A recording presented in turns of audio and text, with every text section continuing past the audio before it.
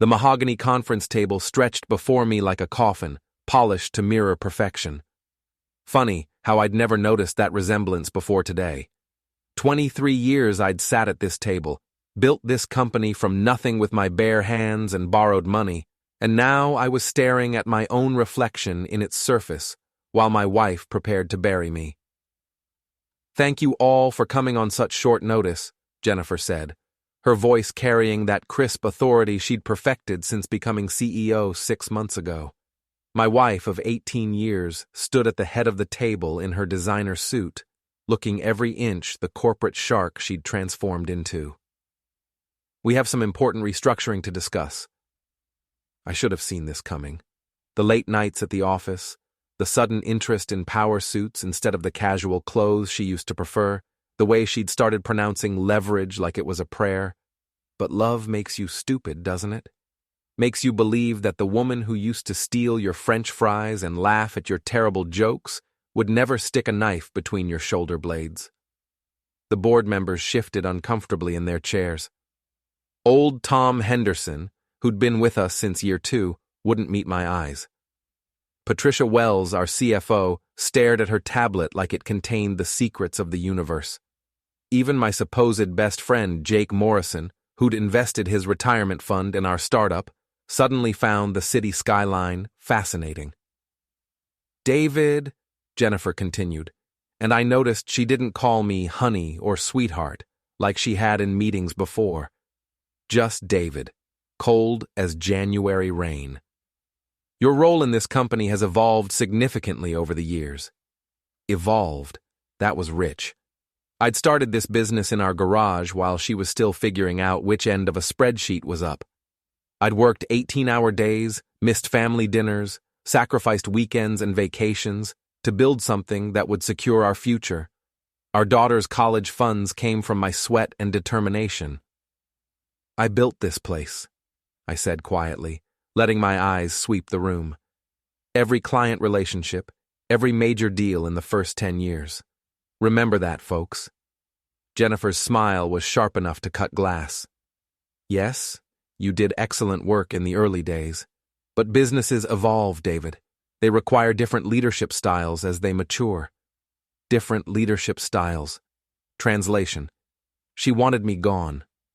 "The board and I have decided that your services are no longer required in an executive capacity," she continued, her voice steady as a surgeon's scalpel. "We're prepared to offer you a generous severance package, of course." The words hit me like a sledgehammer to the chest, but I kept my face neutral. 23 years of marriage had taught me to hide my reactions when Jennifer was in full attack mode. The other board members still wouldn't look at me. Cowards, every last one of them. "I see," I said, leaning back in my chair.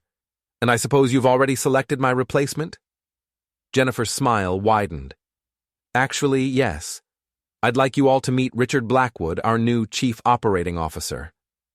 The conference room door opened, and in walked the answer to every question I'd been too stupid to ask over the past 6 months. Richard Blackwood was everything I wasn't. 10 years younger, Ivy League educated, wearing a suit that probably cost more than most people's monthly salary. He had that sleek, predatory look that women apparently found irresistible these days. "Richard has extensive experience in corporate restructuring and strategic development," Jennifer said, her voice taking on a warmth that had been missing when she'd spoken to me. "He'll be instrumental in taking the company to the next level." I watched Richard shake hands with the board members, watched Jennifer's face light up when he whispered something in her ear. The pieces clicked into place with devastating clarity. The late nights, the mysterious phone calls, the sudden distance between us at home. My wife wasn't just firing me from the company, she was replacing me in every aspect of her life. "Well," I said, standing slowly, "I suppose congratulations are in order." Jennifer had the decency to look slightly uncomfortable. "David, please don't make this more difficult than it needs to be." "Difficult?" I laughed, and the sound echoed strangely in the quiet room. "Jennifer, you just fired me from the company I built and introduced me to your replacement in the same breath. I'm not sure how I could make this any more difficult. Richard stepped forward, extending his hand. David, I hope there are no hard feelings. Jennifer speaks very highly of your contributions to the company. I looked at his manicured hand for a long moment, then back at his face. He was trying to look sincere, but I could see the smugness lurking behind his eyes. This man had taken everything from me, and he wanted me to shake his hand and wish him well. No hard feelings at all, I said, ignoring his outstretched hand. After all, the best man won, right? The tension in the room ratcheted up another notch. Jennifer's face flushed slightly, and I knew I'd hit the target. I think we should discuss the details of your severance package privately, she said quickly. Oh, I don't think that's necessary, I replied, gathering my things from the table. I'm sure you and Richard have it all worked out. You two seem to work very well together. I headed for the door, then paused and turned back to face the room full of people who'd just betrayed me. One more thing, I said, letting my gaze linger on each face. This company exists because I made it exist. Every relationship, every contract, every success you're all so proud of, that came from me. You might want to remember that when you're trying to figure out how to keep the lights on without me. Jennifer's composure cracked slightly. David, you're being dramatic. Am I? I smiled, and I could feel how cold it must look. I guess we'll find out, won't we? I walked out of that boardroom with my head high and my spine straight, but inside I was screaming. 18 years of marriage, 23 years of building something meaningful, and it all ended with a corporate restructuring and a handshake I refused to give. The elevator ride down to the parking garage felt like descending into hell. My reflection stared back at me from the polished steel doors, 45 years old, graying at the temples, wearing a suit that suddenly felt like a costume for a play I was no longer in. My phone buzzed, a text from Jennifer. Please don't do anything rash. Think about the girls. The girls, our daughters, Emma and Sophie, who were going to come home from school today to find out their parents' marriage was over and their father was unemployed. Emma was 16, old enough to understand what was happening. Sophie was only 12, still young enough to believe that parents were supposed to love each other forever. I sat in my car for a long time, staring at the concrete wall of the parking garage. 23 years ago, I'd parked in this same garage as a young entrepreneur with big dreams and a pregnant wife who believed in me. Now I was just another middle-aged casualty of corporate ambition and midlife crisis. But as I sat there, something shifted inside me. The hurt and shock began to crystallize into something harder, sharper. Jennifer wanted to play corporate games. Richard wanted to swoop in and take over my life. They thought they could humiliate me in front of people I'd known for decades and expect me to just disappear quietly. They were about to learn how wrong they were. I started the engine and pulled out of the parking garage, already planning my next move. If they wanted a war, they'd get one. But it would be fought on my terms, with weapons they didn't even know I possessed. After all, I'd built this company once. I knew exactly how to tear it down. Before we dive deeper into this story, I have one small request. Please subscribe, drop a like, comment, and hit that hype button to boost this channel so more people can discover these incredible Reddit stories. The house felt different when I walked through the front door. Same furniture, same family photos lining the hallway, same smell of Jennifer's expensive candles, but everything had changed. It was like looking at a movie set of my former life. Dad? Emma's voice came from the kitchen. You're home early. I found both girls sitting at the kitchen island, homework spread between them like battle plans. Emma looked up from her calculus textbook with that worried expression she'd inherited from me. Sophie was still focused on her history assignment, pencil moving across the page in careful strokes. Where's your mother? I asked, though I already knew the answer. Celebrating with Richard, probably. planning their new corporate empire while I figured out how to tell my daughters that their family was imploding. She said she'd be late tonight, Emma replied, studying my face. Dad, are you okay? You look… I look what?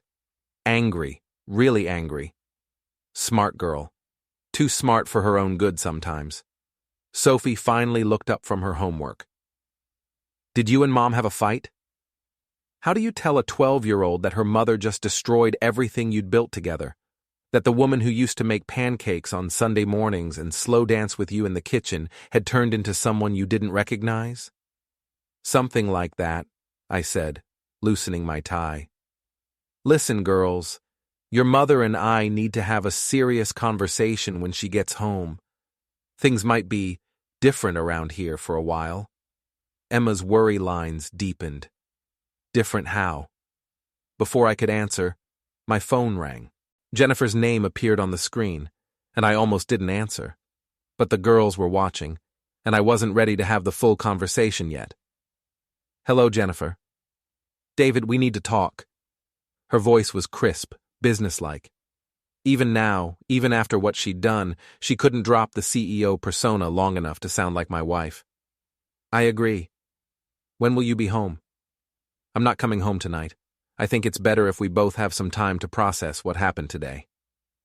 I walked into the living room, out of earshot of the girls. Process what happened.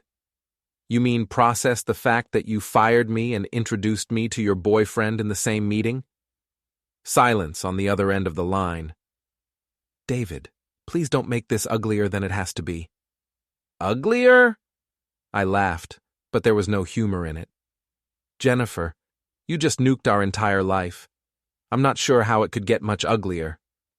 The girls don't need to be caught in the middle of this.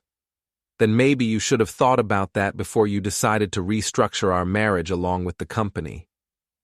Another pause. When she spoke again, her voice was softer, almost pleading.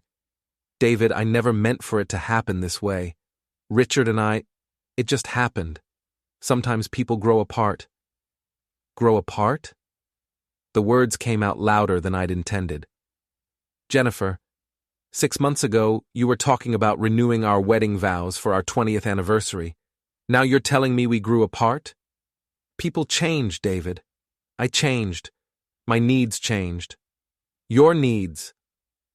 I sat down heavily on the couch where we used to watch movies together on Friday nights. And what exactly are your needs now, Jennifer? Besides younger men and hostile corporate takeovers? Don't be crude. Crude? You want to see crude? Crude would be me telling the girls exactly how Mommy's new business partner became Mommy's new everything else. You wouldn't. But I could hear the uncertainty in her voice. Try me. The silence stretched between us like a chasm. Finally, Jennifer spoke again. I'll be staying at the Marriott downtown tonight. We can discuss the practical arrangements tomorrow. Practical arrangements, right. Like who gets custody and who gets the house and who gets to explain to our daughters why their family just exploded. David, save it, Jennifer. Just save it. I hung up and sat staring at the phone in my hands. 23 years of marriage, and it ended with a conversation about practical arrangements. Dad? Emma's voice made me look up. She was standing in the doorway, Sophie beside her, both of them looking like they'd rather be anywhere else in the world. We heard, Sophie said quietly. Are you and Mom getting divorced? The question hung in the air like smoke. I looked at my daughters, Emma with her serious brown eyes, and Sophie with her mother's stubborn chin, and felt something break inside my chest. I don't know, sweetheart. Maybe. Emma sat down next to me on the couch. Is it because of work? We heard you talking about the company. It's complicated, Em. Is Mom seeing someone else? The question came from Sophie, and it hit me like a physical blow. My 12-year-old daughter had figured out what I'd been too blind to see for months. I looked at both of them, these two amazing human beings that Jennifer and I had created together, and made a decision. Yes, I said simply. She is. Emma's face crumpled. Sophie just nodded like she'd been expecting it. I'm sorry, girls, I'm so sorry.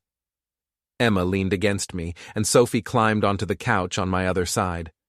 We sat there in silence for a long time, 3 casualties of Jennifer's new life plan.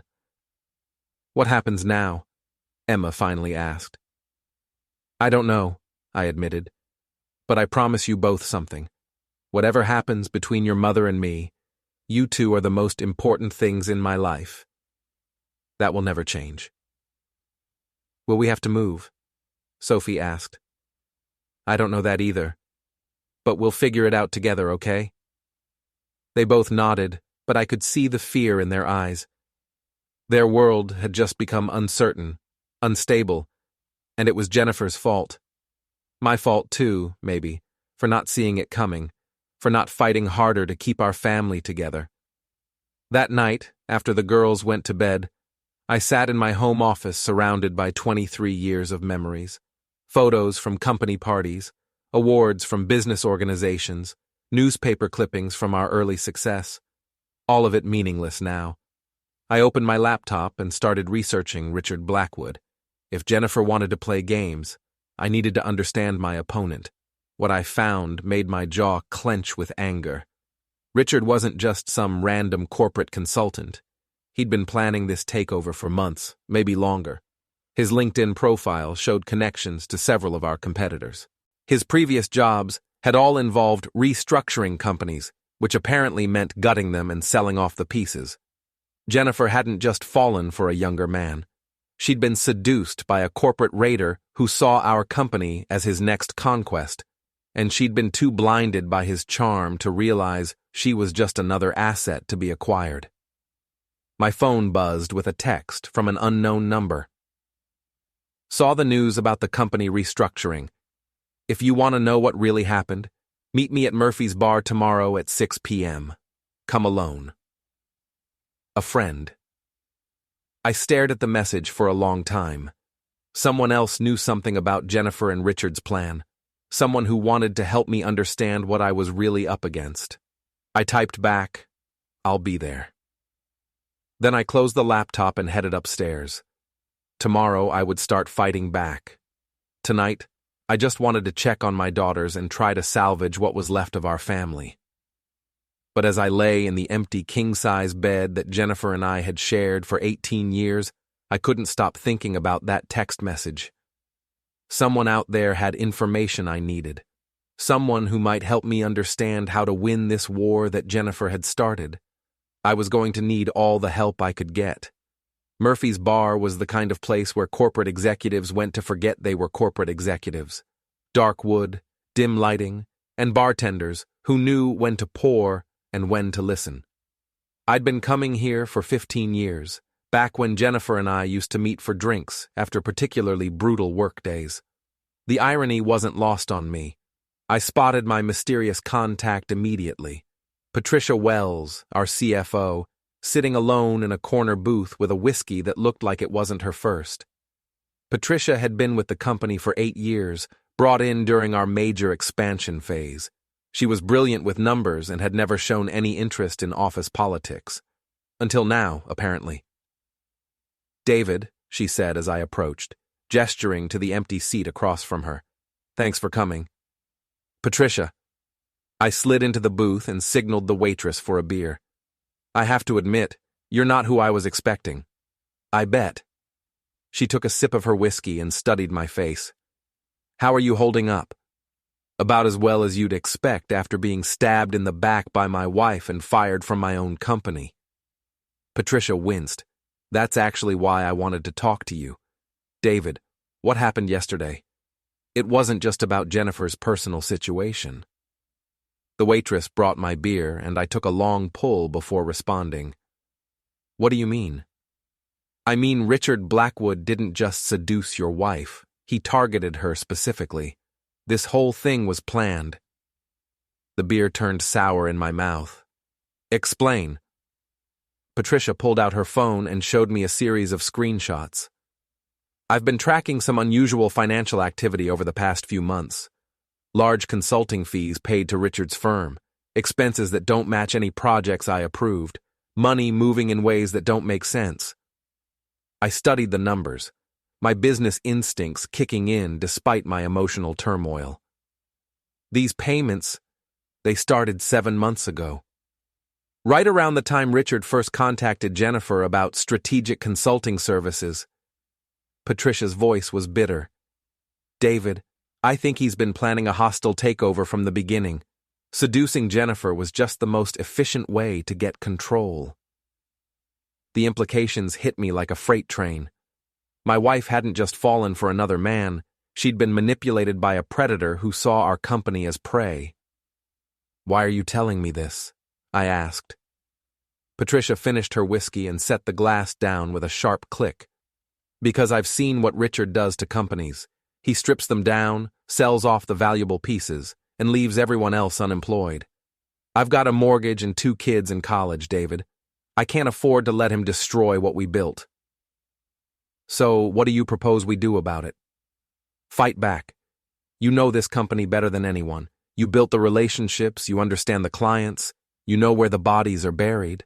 Richard might have Jennifer fooled, but he doesn't know what he's really dealing with. I leaned back in the booth, processing everything Patricia had told me. Richard wasn't just my wife's new boyfriend, he was a professional corporate destroyer, and Jennifer was too infatuated to see that she was being used. There's something else, Patricia continued. I wasn't the only one who had concerns about the restructuring. Tom Henderson voted against it. So did Mike Chen from marketing. But they went along with it anyway. Jennifer's the CEO, David, and she made it clear that anyone who opposed the restructuring would be next on the chopping block. I thought about Tom Henderson, who'd been like a father to me in the early days of the company, the man who'd taught me how to read financial statements and negotiate with suppliers. He'd looked miserable during yesterday's meeting, but I'd assumed he was just uncomfortable with the personal drama. How many others know about Richard's real agenda? I asked. A few, but everyone's scared. Richard's already started making lists of redundant personnel. Half the staff could be gone by Christmas. The pieces were falling into place. Richard hadn't just stolen my wife, he'd orchestrated a complete takeover of my life's work. And he was planning to destroy everything I'd built, leaving dozens of good people unemployed in the process. Patricia, I need you to do something for me. Name it. Keep tracking those financial irregularities. Document everything. If Richard's playing fast and loose with company money, we need proof. She nodded. Already on it. But David, you need to be careful. Jennifer's not thinking clearly right now. And Richard, he's dangerous. Not physically, but he destroys people professionally. Look what he did to his last 3 companies. I finished my beer and stood up. Thanks for the warning. And Patricia, thanks for having my back. We built something good here, David. I'm not going to let some corporate vulture tear it apart without a fight. I left Murphy's bar with a clearer picture of what I was up against, but also with something I hadn't had since yesterday's boardroom ambush. Allies. People who understood that this wasn't just about my marriage falling apart. It was about protecting something we'd all worked to build. The drive home took me past the office building where I'd spent most of my adult life. The lights were still on in the executive suite. Jennifer and Richard, probably, planning their next move. Or maybe just enjoying their victory. My phone rang as I pulled into my driveway. Emma's name on the screen. Dad, where are you? Mom's here, and she wants to talk to you. Perfect timing. I'd been wondering when Jennifer would show up to discuss those practical arrangements she'd mentioned. I'll be right in, sweetheart. I found Jennifer in the living room, sitting on the edge of the couch like she was ready to bolt at any moment. She'd changed out of her power suit into jeans and a sweater, trying to look like the old Jennifer, the one who used to be my partner instead of my executioner. Hello, David. Jennifer. I sat down in the chair across from her, maintaining distance. The girls are upstairs? I asked them to give us some privacy. She twisted her wedding ring, still wearing it, I noticed. We need to discuss how we're going to handle this situation. This situation. Is that what we're calling the end of our marriage now? She flinched. David, please. I know you're angry. Angry?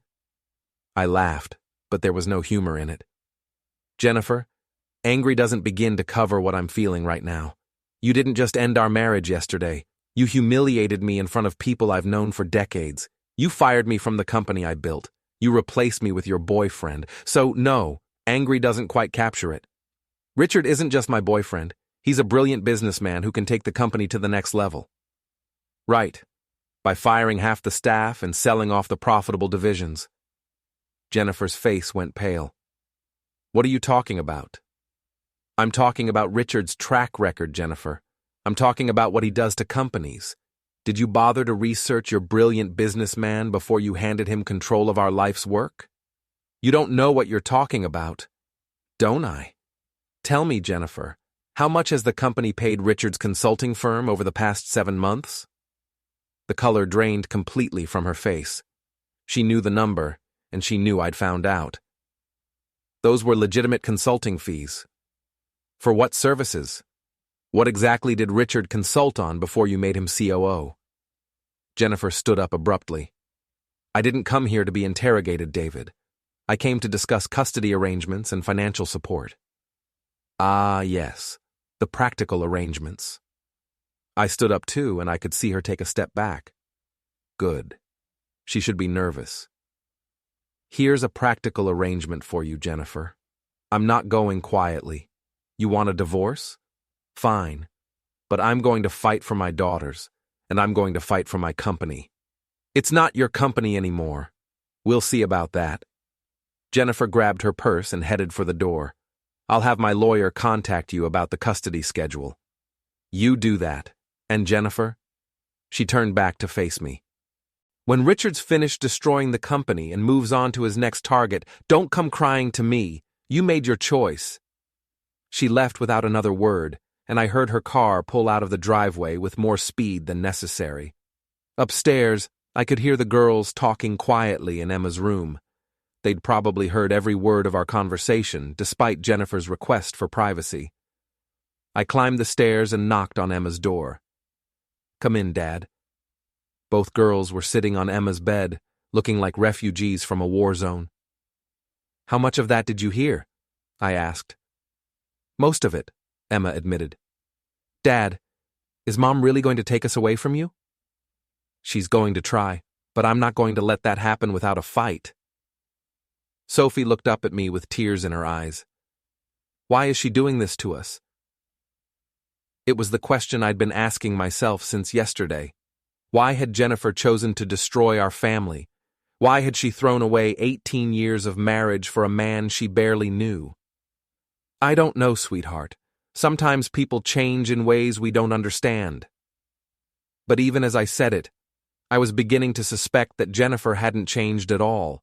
She'd been manipulated, seduced by a professional predator who knew exactly which buttons to push.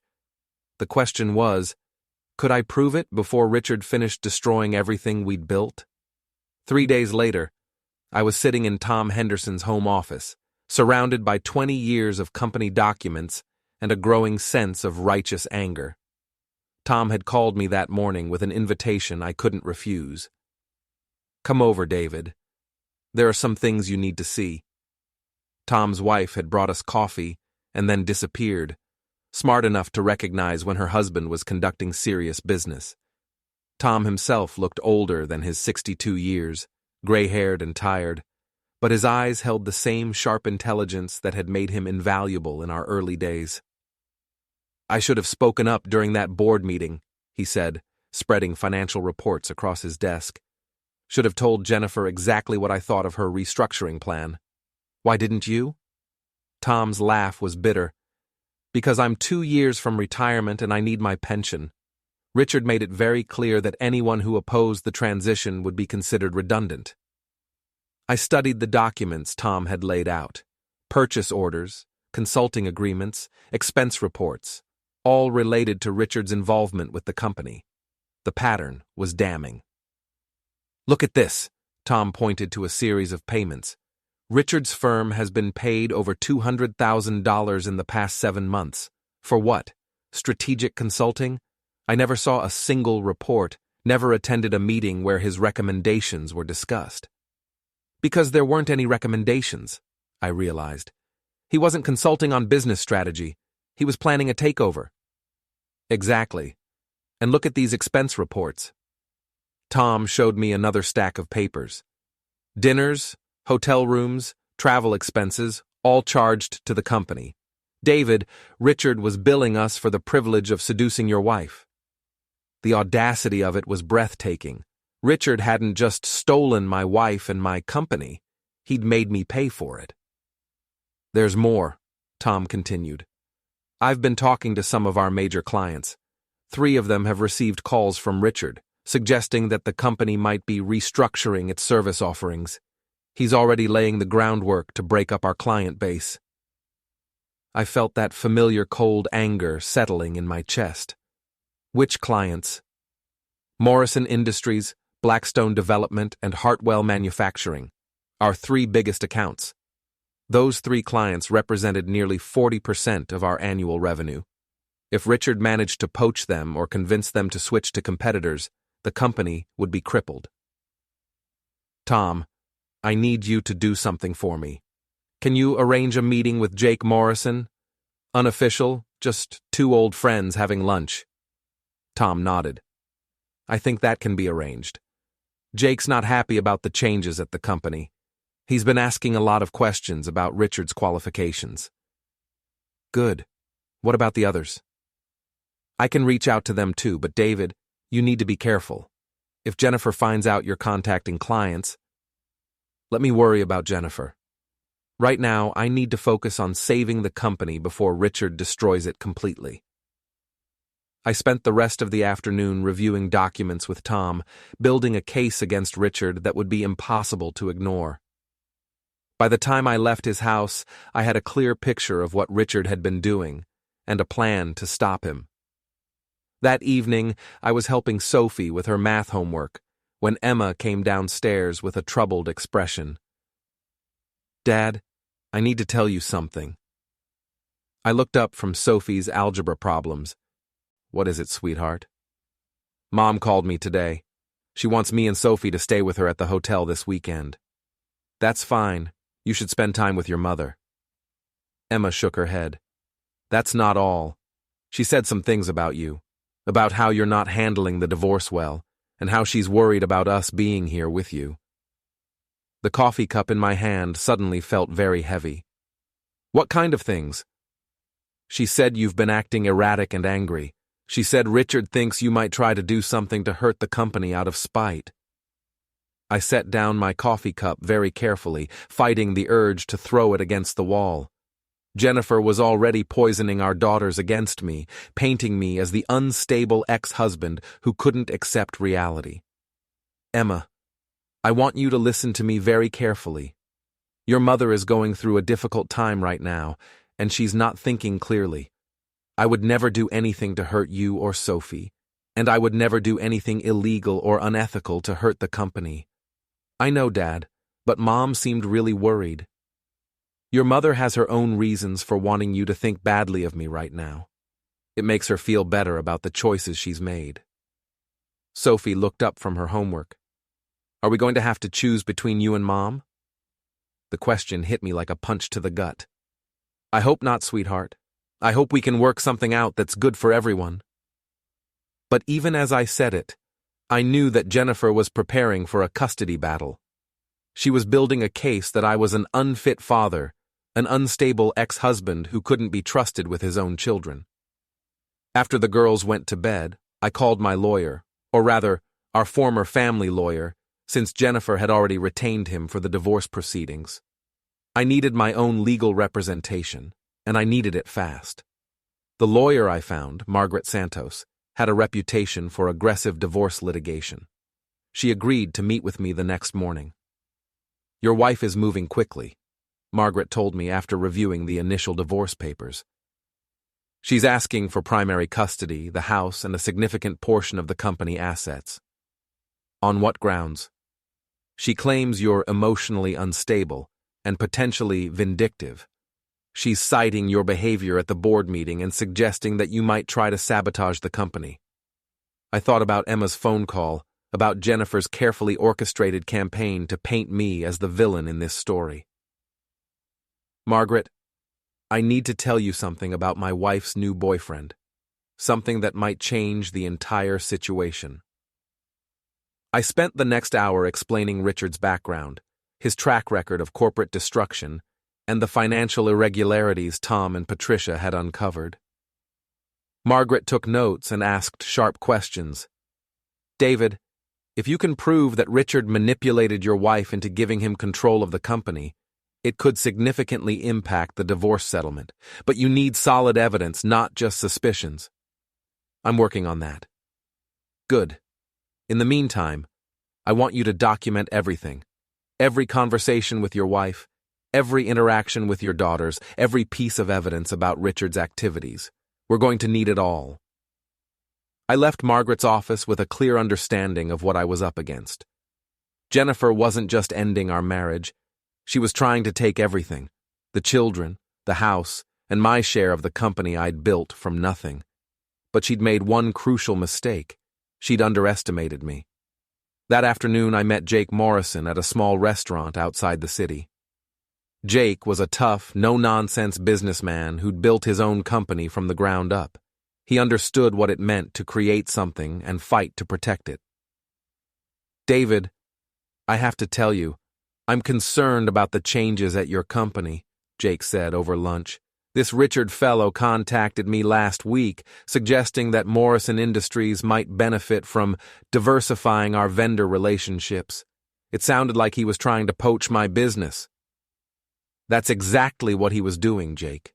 Richard Blackwood is a corporate raider. He's planning to break up the company and sell off the pieces. Jake's expression darkened. And Jennifer doesn't know this? Jennifer's been manipulated. Richard seduced her as part of his takeover strategy. That's a serious accusation, David. It's also true. I showed Jake some of the financial documents Tom had given me. Look at these payments. Richard's been billing the company for months, supposedly for consulting services, but there's no record of any actual consulting work. Jake studied the papers, his business instincts clearly troubled by what he was seeing. This doesn't look right. It's not right. Jake, I need your help. Richard's going to try to convince you and our other major clients that the company is more stable without me. Don't let him manipulate you the way he manipulated Jennifer. What do you want me to do? Give me time to expose what Richard's really doing. Don't make any decisions about changing vendors until you have the whole story. Jake nodded slowly. I can do that. David, I've known you for 15 years. You built a good company, and you've always dealt with me honestly. If this Richard character is trying to destroy what you built, I want no part of it. I left the restaurant feeling like I'd won my first real victory since the boardroom ambush. One major client was safe, at least for now. But as I drove home, I couldn't shake the feeling that Jennifer and Richard were planning their next move. The custody battle, the financial settlement, the systematic destruction of everything I'd worked to build. It was all connected. The war had begun, and I was finally ready to fight back. 2 weeks later, I was standing outside the Marriott downtown, watching through the lobby windows as Jennifer and Richard shared what looked like a very tense conversation. Patricia had called me an hour earlier with urgent news. Richard was planning to announce major layoffs at tomorrow's emergency board meeting. 30% of the staff, Patricia had said, her voice tight with anger. He's got Jennifer convinced that the company is overstaffed and underperforming. David, he's going to destroy everything we built. Now, watching Jennifer's body language as Richard gestured emphatically, I could see the doubt creeping into her posture. Maybe she was finally starting to understand what kind of man she'd allied herself with. My phone buzzed. A text from Emma. Dad, can you pick us up from Mom's hotel? She and Richard are having a big fight and we don't want to be here. I texted back immediately. On my way. 10 minutes later, Both girls climbed into my car with relief written all over their faces. "What happened?" I asked as we pulled away from the hotel. "Richard was yelling at Mom about some business stuff," Emma said. "He was really mean to her, Dad. Called her naive and said she didn't understand corporate strategy." Sophie nodded. Mom was crying. She kept saying she trusted him, and he said trust was a luxury she couldn't afford. I felt a surge of protective anger, not for Jennifer, but for my daughters, who'd been forced to witness the ugly reality of Richard's true nature. "Are you girls okay?" "We're fine," Emma said. "But Dad? I don't like Richard. He's not nice to Mom, and he looks at Sophie and me like we're in his way." Smart girl.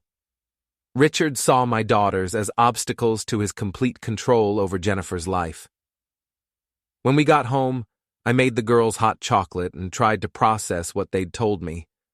Richard was getting impatient, pushing too hard, showing his true colors. If I played this right, Jennifer might finally see what everyone else had been trying to tell her. That night, after the girls were asleep, I sat in my home office and made a decision that would either save my company or destroy what was left of my relationship with Jennifer. I called Tom Henderson.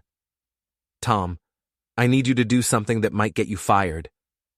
"At this point, David, I'm probably going to get fired anyway. What do you need?" "I need you to call an unofficial board meeting for tomorrow morning, before Richard's official meeting. Tell the other members you have information about financial irregularities that they need to see." "David, if Jennifer finds out..." "Let me worry about Jennifer. Tom, this is our last chance to save the company. Are you with me?" A long pause. Then, "I'm with you." The next morning, I arrived at the office building for the first time since my firing. Security tried to stop me, but Tom was waiting in the lobby. "He's with me," Tom told the guard. "Board business." We rode the elevator up to the conference room where this whole nightmare had started 2 weeks earlier. Patricia was already there, along with Mike Chen and 2 other board members who'd grown increasingly uncomfortable with Richard's aggressive changes. "Gentlemen, Patricia," I said, taking my seat at the table I'd been banished from. "Thank you for coming." For the next 30 minutes, I laid out everything we'd discovered about Richard's background, his financial manipulation, and his systematic plan to destroy the company. I showed them the documents Tom and Patricia had compiled, the evidence of Richard's previous corporate raids, and the timeline of payments that proved he'd been planning this takeover for months. "The man Jennifer brought in to save the company is actually here to destroy it," I concluded. "He seduced my wife as part of a calculated business strategy." Mike Chen shook his head in disgust. "This is worse than corporate espionage. This is personal destruction disguised as business." "What do you want us to do, David?" asked Sarah Walsh, our newest board member. "I want you to vote Richard out before he can implement his layoff plan. I want you to restore my position as COO, and I want you to help me save the jobs of 30 good people who don't deserve to be sacrificed to Richard's greed." "And if Jennifer opposes us?" Tom asked. "Then we outvote her. She's the CEO, but she's not a dictator. The board still has power if we choose to use it." Just then, the conference room door burst open. Jennifer stormed in, her face flushed with anger, Richard close behind her. "What is this?" Jennifer demanded. "Tom, you called an unauthorized meeting?" "I called a necessary meeting," Tom replied calmly. "Jennifer, you need to see what we've discovered about Richard." "I don't need to see anything. David, you have no right to be here. Security." "Actually, he does have a right," Patricia said, standing up. "As a founding member of this company and a major shareholder, David has every right to attend board meetings." Richard stepped forward, his corporate smile failing to hide his anger. "This is highly irregular. Jennifer, as CEO, you should put a stop to this immediately." "Sit down, Richard," I said quietly. "It's time you heard what we know about your previous companies, starting with Meridian Industries." Richard's face went pale. Meridian Industries had been his most recent victim, a family-owned manufacturing company that he'd stripped and sold for parts, leaving 200 people unemployed. "I don't know what you think you've discovered," Richard said, "but I assure you, We know about the financial irregularities, Patricia interrupted, sliding a folder across the table. $200,000 in consulting fees for services never rendered. Expense reports for personal travel charged to company accounts. And most interesting of all, communications with our competitors about potential asset sales. Jennifer picked up the folder with shaking hands. As she read, her face went from flushed anger to pale shock. "Richard," she said quietly, "what is this?" "It's taken out of context," Richard replied, but his confidence was cracking. "Jennifer, you can't let them manipulate you with selective evidence." "Selective evidence?" I laughed. "Richard, we have your complete financial history. We know what you did to Meridian, to Blackstone Corp., to every company you've ever consulted for. You're a corporate vulture, and you targeted Jennifer because you knew she was vulnerable." Jennifer looked up from the documents, tears in her eyes. "Is this true? Richard, did you plan this whole thing?" Richard's mask finally slipped completely. "Jennifer, business is business. I saw an opportunity to acquire a profitable company, and I took it. The fact that you were part of the package was convenient." The silence in the room was deafening. Jennifer stared at Richard like she was seeing him for the first time. "You used me," she whispered. "I gave you what you wanted," Richard snapped. "Power, success, recognition. You were never going to get that married to him." He gestured dismissively at me. "I was already successful," Jennifer said, her voice growing stronger. "I built this company with David. We built it together." "You built a small-time family business," Richard replied contemptuously. "I was going to make you rich." "By firing 30 people and selling off our client base," Tom interjected. "Richard, we know about your layoff plans. We know about your contacts with our competitors." Richard looked around the room, finally realizing that his carefully constructed plan was falling apart. "Fine. You want to keep running your little family business into the ground? Go ahead, but don't come crying to me when you're all unemployed in 2 years." He grabbed his briefcase and headed for the door, then turned back to face Jennifer. "You had a chance to be something more than a small-town CEO married to a mechanic. You chose to stay small." "David's not a mechanic," Jennifer said quietly. "He's the man who built this company from nothing, and I was an idiot to forget that." Richard left without another word, and the room fell silent again. Jennifer looked around the table at the faces of people she'd known for years, people who'd tried to warn her about Richard's true nature. "I owe all of you an apology," she said finally. "Especially you, David." I looked at my wife, my soon-to-be ex-wife, and saw the woman I'd fallen in love with 20 years ago, hurt, confused, but finally free of Richard's manipulation. "Jennifer, we need to talk, privately." She nodded. "Tom, can you handle the board meeting? I think we need to vote on some personnel changes." "It would be my pleasure," Tom replied. Jennifer and I walked out of the conference room together, leaving the board to clean up the mess Richard had created. In her office, our old office, Jennifer sat down heavily in her chair and looked at me with exhausted eyes. "I destroyed everything, didn't I?" she said. "Not everything. The company's still intact. The employees still have their jobs. The girls still have both their parents. But our marriage—" I sat down across from her, studying the face I'd loved for so many years. "Jennifer, what Richard did to you, it wasn't entirely your fault. He's a professional manipulator. He knew exactly how to make you feel like you needed him. But I chose to believe him. I chose to trust him instead of you." "Yes, you did." We sat in silence for a long moment. "David, is there any chance? Can we fix this?"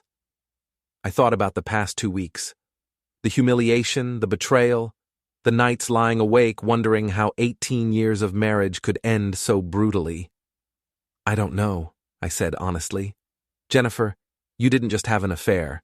You tried to take my children away from me. You fired me from the company I built. You chose a stranger over the man who'd loved you for 20 years. "I know, and I'll regret it for the rest of my life."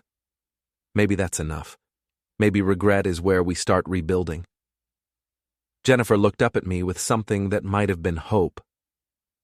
The girls miss having their family together, I continued, and despite everything that's happened, I still love you. I'm not sure I can trust you again, but I love you. What do we do now?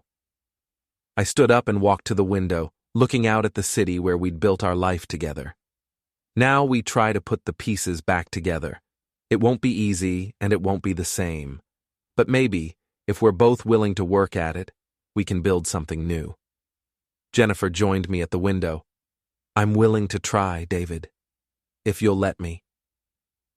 I looked at her reflection in the glass, this woman who'd nearly destroyed everything we'd built together, and made a choice that surprised even me. Let's go home, Jennifer. The girls will be wondering where we are. For the first time in 2 weeks, Jennifer smiled. They're going to be so happy. Yeah, I said, taking her hand. They are. As we left the office together, I couldn't help but think that sometimes the best revenge isn't destruction. It's rebuilding something stronger than what was broken. Richard Blackwood had tried to tear apart my family and my company. Instead, he'd given me the chance to fight for both. And I'd won.